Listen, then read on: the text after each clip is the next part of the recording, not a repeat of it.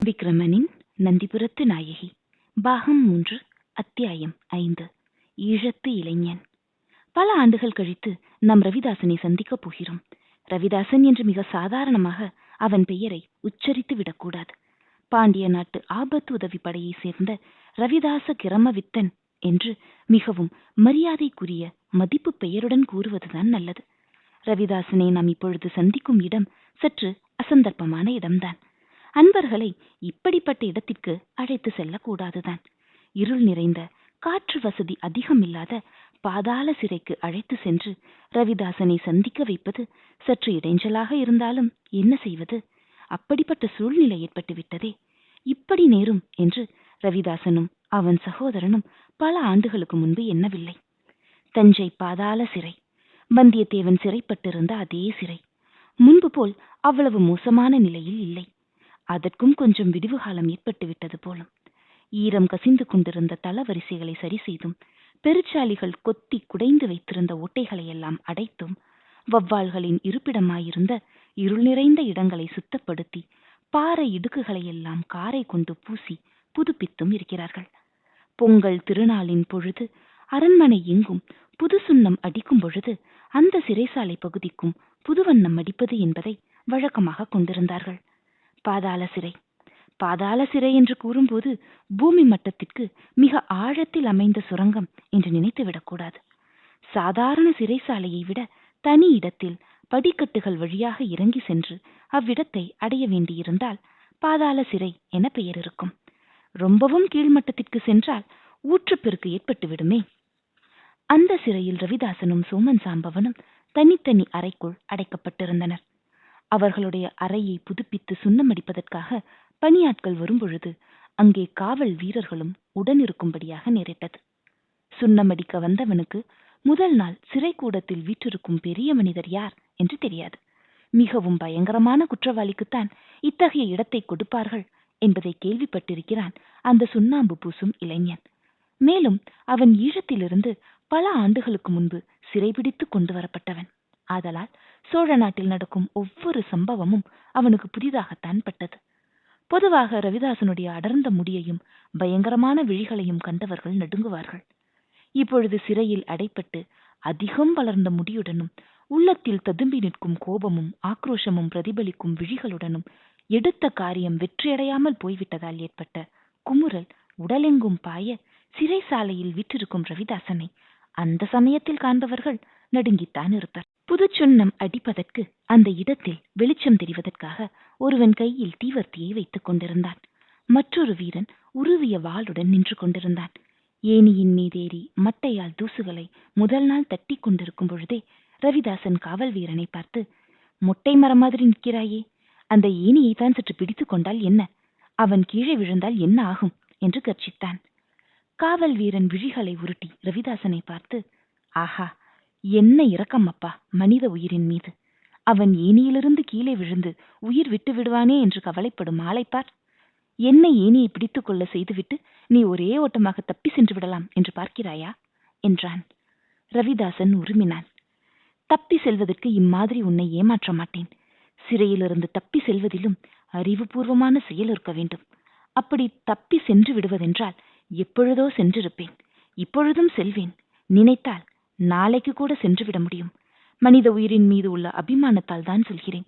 அவன் கீழே விழுந்து காலை உடைத்துக் கொண்டால் உங்கள் சோழ நாட்டில் அவனுக்கு என்ன ஐயா தருவீர்கள்?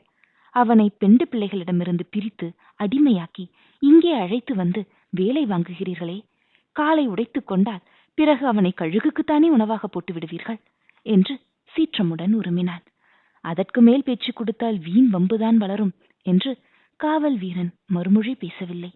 மறுமொழி பேசாததோடு பகலுக்கு மேல் அங்கு வரும் பொழுது தான் வராமல் வேறொரு திக்குவாயனை தனக்கு பதிலாக அனுப்பிவிட்டான். சுண்ணமடிக்க வந்தவனுக்கு ரவிதாசனை கண்டவுடன் முதலில் அச்சம் ஏற்பட்டாலும் தனக்கு பரிந்து பேசியதால் அவன் மீது மிக மரியாதை ஏற்பட்டது. அவனை பற்றி தெரிந்து கொள்ள வேண்டும் என்ற ஆவல் உண்டாகியது. அதனால் அருகே காவல் காத்து நின்றிருப்பவரிடம் ரவிதாசனை பற்றி வினவினான். திக்குவாய் காவல்காரன் அதிகமாக பேசுவதில்லை. மேலும் கொலைக்காரனுடன் பேசுவதா என்னும் அலட்சியத்தால் பேசாமடந்தையாக நின்றிருந்தான். ரவிதாசனும் அவன் மௌனத்தை பார்த்து யாருடனாவது பேச வேண்டும் என்னும் எண்ணத்தில் அவன் பேச மாட்டான் ஐயா. நான் சொல்கிறேன், நான் ஒரு பயங்கரமான கொலை குற்றம் செய்தவன். என்னை இந்த இடத்தில் அடைத்திருக்கிறார்கள். பயங்கரம் என்று ஏன் சொல்கிறேன் தெரியுமா? பயங்கரமான குணமுடைய இந்த நாட்டு அரசகுமாரனை கொன்றுவிட்டேனா? போதுமா? தன்னை பற்றி 2 வார்த்தைகளில் கூறவும் ஈழத்து இளைஞன் திருப்தி அடையவில்லை. ஈழத்தினின்று தான் வந்தவன் என்பதை அறிந்து தன்னை பற்றி ஆதரவாக பேசிய அவன் கொலைக்காரனாக இருக்க முடியாது என்று முடிவு செய்து கொண்டான். அதற்கு மேலும் அவன் விசாரித்து கேட்க விரும்பவில்லை. ஆனால் சிறிது நேரம் கழித்து ரவிதாசன் இளைஞனை நோக்கி, ஈழத்தில் என்ன வேலை செய்து கொண்டிருந்தாயப்பா என்று கேட்டான். அவன் கேட்ட குரலில் இருந்த பரிவு ஈழத்து இளைஞனை புத்துணர்வு கொள்ள செய்தது. அவன் ஈழத்து அரண்மனையில் சேவகம் செய்து வந்தவன். இது மாதிரியான வேலைகள் ஏதும் செய்தறியாதவன். சுந்தர சோழர் காலத்தே ஈழத்தில் நடந்த போரின் போது அவன் பிடிபட்டான். அவனை போன்ற ஏராளமானவர்களை கப்பலில் ஏற்றி சோழ நாட்டிற்கு கொண்டு வந்தார்கள்.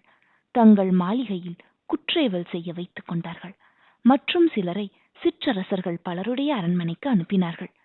நாள்களாக ஆக அவர்களுக்கு சோழ நாட்டு அமைதியான வாழ்க்கை பிடித்து விட்டதால் அங்கேயே மனமொப்பி தங்கிவிட்டார்கள். ஆனால் ஈழத்தில் இருந்த அவர்களுடைய பெண்டு பிள்ளைகளின் கதி என்ன ஆயிற்று என்பது யாருக்கு தெரியும்?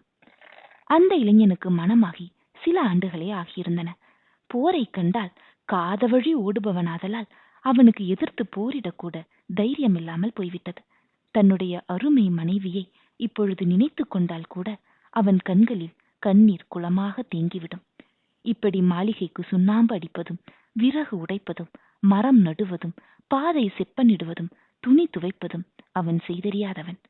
அனுராதபுரத்து மாளிகையிலே அலங்கார பொம்மை போல்தான் அவன் வாயில் கதவருகில் நிற்பான். அவ்வளவுதான் அவன் அறிந்த பணி.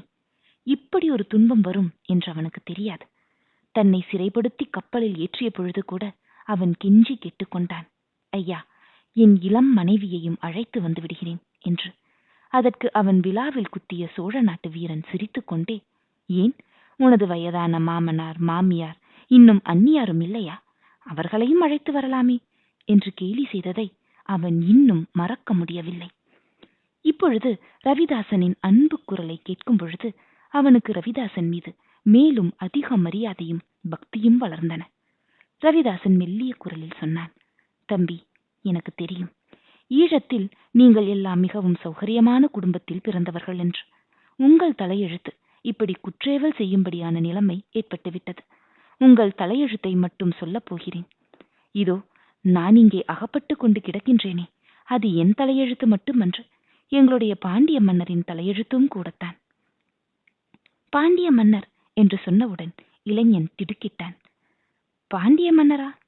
எங்கள் அரசருக்கு பெண் கொடுத்த மன்னரா என்று பரபரப்புடன் கேட்டபோது அங்கே யாரோ வரும் காலடி ஓசை கேட்கவே பேச்சை வேறு பக்கம் திரும்பி, தம்பி, சரி சரி, பேசிக்கொண்டே இருந்தால் இன்றைய வேலை முடியாது. வேலையை முடித்துவிட்டு போய் சேர். ஏன் பொழுதை வீணாக்குகிறாய் என்று அதட்டும் குரலில் பேசினான். இளைஞனுக்கு ரவிதாசன் திடீரென்று மாறி மிரட்டும் குரலில் பேசியது புரியவில்லை. மறுநாள் அதே நேரத்தில் ஈழத்து இளைஞன் அந்த பக்கமாய் சென்றபோது ரவிதாசன் இருக்கும் இடத்தை இரும்பு கம்பிகள் வழியாக எட்டி பார்த்தான். ரவிதாசன் வேகமாக எழுந்து வெளியே வந்து அவனை அழைத்து, தம்பி, நேற்று நான் சொன்னதில் உனக்கு கோபமா என்று கேட்டான்.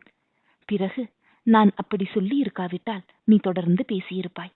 பாண்டிய மன்னர்கள் பேச்சை எடுத்தாலே இங்கே எல்லோருக்கும் கோபம் வரும் தெரியுமா?